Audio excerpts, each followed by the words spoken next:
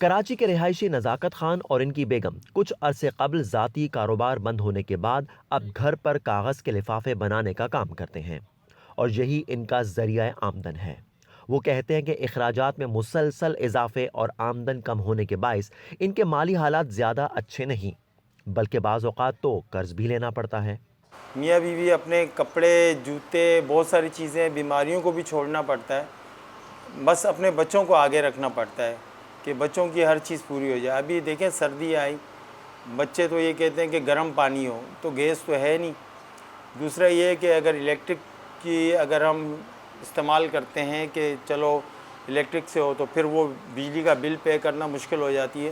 بیمار ہو جائیں تو وہ ایک الگ پرابلم ہے، ڈاکٹر کی فیس دیں تو پھر میڈیسن بھی بہت اپ ہیں۔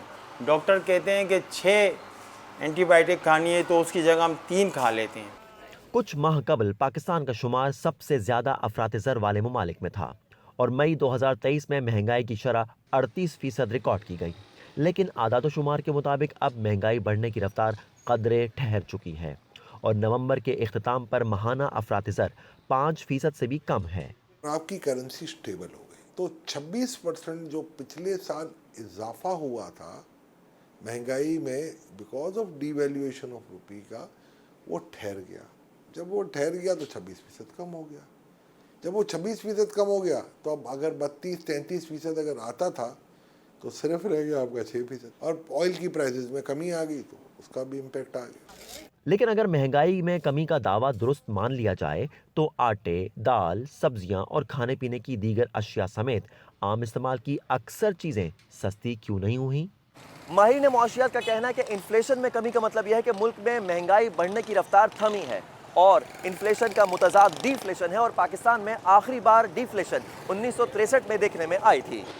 ایسے میں جب انفلیشن یعنی مہنگائی بڑھنے کی رفتار میں کمی ہو گئی ہے تو پھر اس کا فائدہ نچلے طبقے تک کیوں نہیں پہنچ پاتا، اور انہیں ایسا کیوں دکھائی نہیں دیتا جیسے حکومت اور مبصرین دعوے کرتے ہیں؟ میری آمدن تقریباً 4 سے 5 سال ہو گئی ہے، یہی آمدن ہے، اور مہنگائی اب سے اب جاتی جا رہی ہے۔ میری آمدن میں اضافہ نہیں ہوا جتنی مہنگائی میں اضافہ ہوا ہے۔ مہنگائی کور نہیں ہو پا رہی، مہنگائی بڑھتی جا رہی ہے، اور آمدن اتنی ہے ہی نہیں میری، اور آمدن کوشش کرنے پر بھی آمدن نہیں بڑھ پا رہی ہماری۔ ماہرین کے مطابق اس کی بنیادی وجہ مہنگائی کے مقابلے میں لوگوں کی آمدن نہ بڑھنا اور کمزور انتظامی کنٹرول ہے۔ کچھ ہمارے ایڈمنسٹریٹو کنٹرولز کی کمی کہہ لیں، یا انکمپیٹنسی کہہ لیں، یا کرپشن کہہ لیں، جس کی وجہ سے جو فائدہ ہے وہ عوام تک نہیں پہنچ پا رہا ہے۔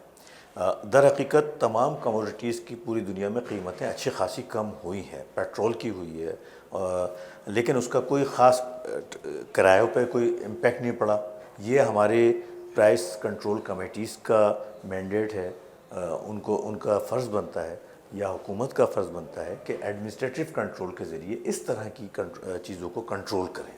مگر اس کے ثمرات کب آئیں گے؟ جب وہ ڈیفلیشن ہوگا، جب وہ ریورسل سائڈ پہ آئے گی، یا بہت نامنل 2-3% 2-3 سال تک رہے گا، تو پھر لوگوں کو افیکٹ ہوگا کہ یار جو چیز 132 کی ملتی تھی اب 135 کی مل رہی ہے، اگلے سال سے 140 کی ملے گی، تو اس وقت ان کو پھر یہ، کیونکہ ان کے پھر آمدن میں اضافہ ہوتا رہے گا، جب اکانومی کی بائیونسی آئے گی تو ان کے بزنسز بڑھیں گے، جب بزنسز بڑھیں گے تو لوگ اپنے زیادہ امپلائمنٹ کریں گے، لوگوں کے پاس امپلائمنٹ ہوگی۔ معاشی ماہرین کے بقول مہنگائی کی بڑھتی رفتار کو کنٹرول کرنا ہی کافی نہیں، بلکہ نزاکت خان کے خاندان جیسے کروڑوں کے حالات بدلنے کے لیے ملک میں سازگار کاروباری ماحول پیدا کرنا ہوگا، ٹھوس معاشی پالیسیاں ترتیب دینی ہوں گی جس پر تسلسل کے ساتھ عمل پیرا ہونا ضروری ہے۔